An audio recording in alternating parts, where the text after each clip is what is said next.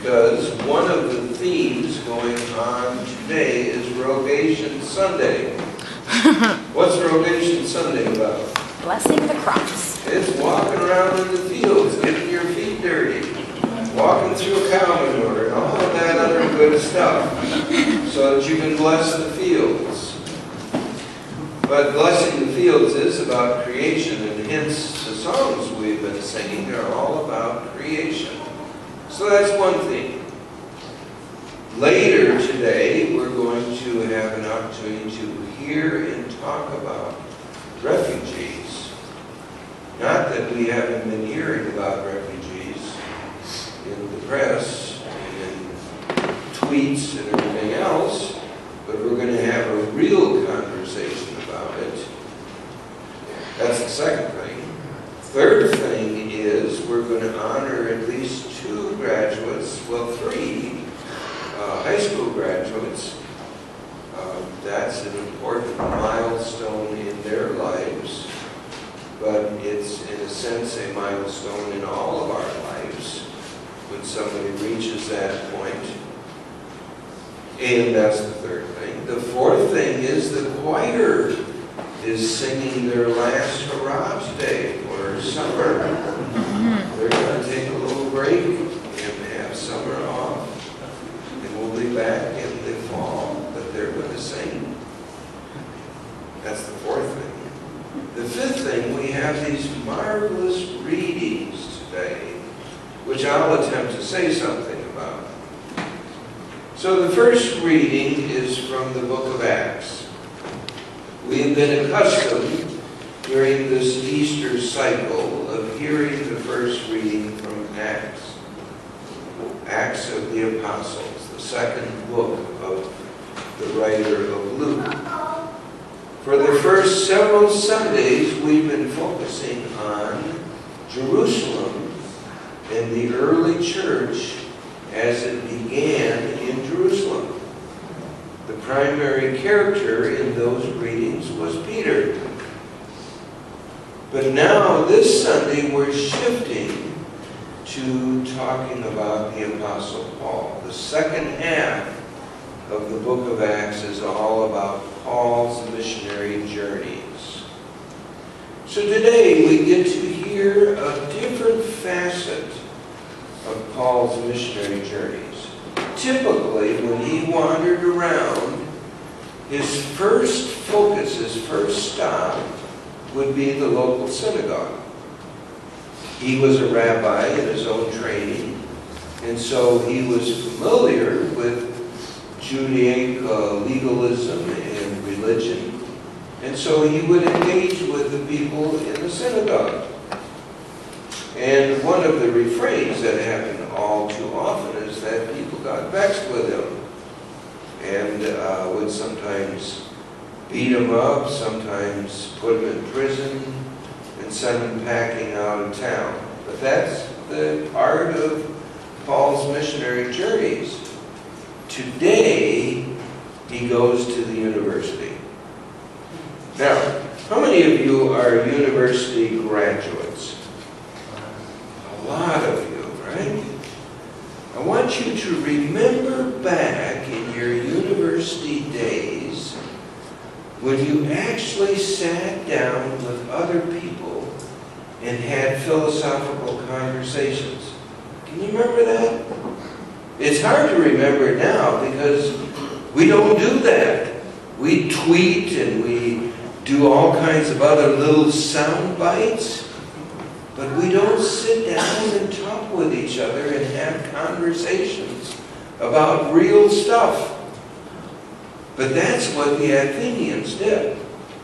They would gather every day and they would talk about real things. We call it philosophy. So, Paul came to Athens. He didn't go to the synagogue, he went to the marketplace.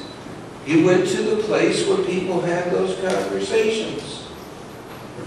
And it generated enough interest that the people, the local philosophers, said, come to the Areopagus and let's hear more about this.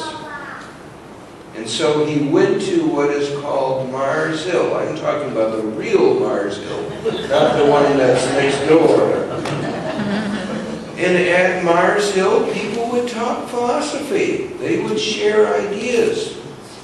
And that's the context for this speech of Paul before the gathered community. The book of Acts has a lot of speeches.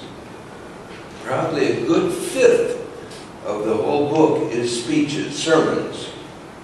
Now, it's not that Luke was there with his recorder and recording these speeches, but rather Luke, the writer, was saying, this is the way the speech could have been.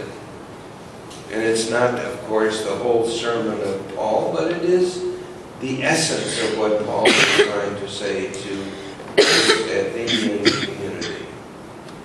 What's marvelous about this speech is he came in to talk with them rather than to condemn them. Now, I'm a product of a missionary upbringing, as many of you know. And my father, like many missionaries of his day, went to people not to talk with them, not to dialogue with them, but to tell them how wrong they were and how bad they were and how much they needed Jesus to save them out of their badness. That's really not very good theology. Paul was really doing what should be done and what missionaries should have done, and that is to dialogue with people, to share with people, to share his understanding of God with their understandings of God. The world would be a whole lot better place if not only missionaries, but all of us did that kind of engaging with people who are different from us. That, in a sense, precisely is what we're going to be talking about when we talk about refugees. Because refugees are people who are different, with different ideas, different values. And we need to learn how to share rather than to point our condemning noses down on them. So it's a wonderful speech that Paul does. He does share his values and his belief in Jesus, but he does it in the context of their own belief systems. So that's the first reading, wonderful reading. I'm not going to say anything about Peter's letter. Maybe I have in other Sundays, I don't know. But what I do want to talk about is the gospel, because we have been hearing from the Gospel of John, even though this is the year of Matthew. During the Easter cycle, we hear from John. And for the last couple of Sundays, we've been listening to what is called the final discourse, Jesus' last words to the disciples before the events of the crucifixion. It's a long section of the Gospel of John. And there's a lot of important themes that come out of this dialogue process. The primary context for it is Jesus is leaving. And the disciples are really not very calm about it. That's why it begins in chapter 14, the beginning of this, by let not your hearts be troubled, because their hearts were troubled. So then he goes on to, after saying he's going to prepare a place for them, he talks about the coming of the Paraclete. How many of you have heard that term before? Well, you're not Greek scholars, right? But it's the Greek term that John uses for the coming of the Holy Spirit. And the way the translation from the New RSV says advocate. It's been translated in various other English translations as counselor, comforter, helper, mediator, even broker in one translation. But this is how John sees the Holy Spirit. It's quite a different perspective than what we will hear on Pentecost Sunday. Because Pentecost Sunday focuses on Acts, or the synoptic tradition of the Holy Spirit. How is it presented there? Wind. A whirlwind, fire, speaking in tongues, all scary stuff. Not the kind of comfortable image that John presents about the coming of the Holy Spirit. But it's the same perspective, just looking at different sides of the Holy Spirit.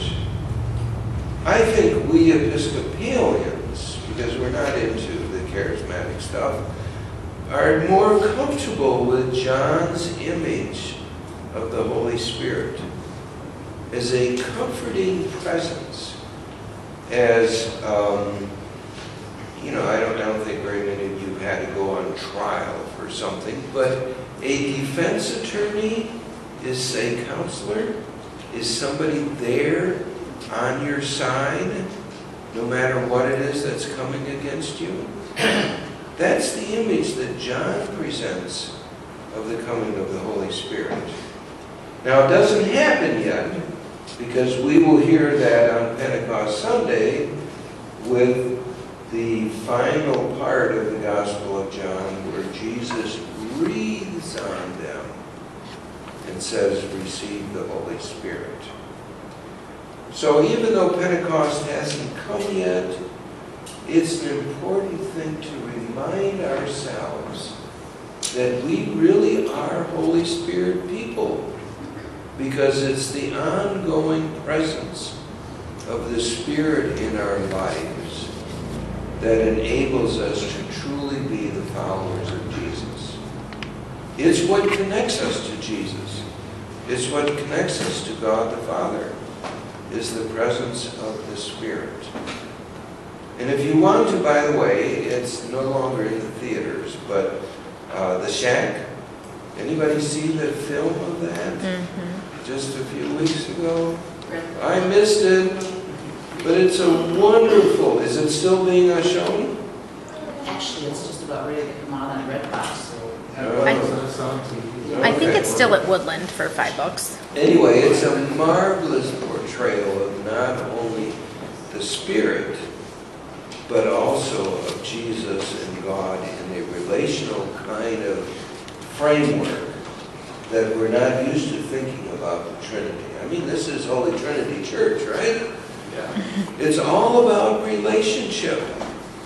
Relationship not only between the three parts of the Godhead, but relationship that we have with the Spirit.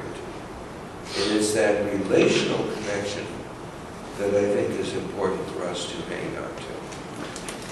All right?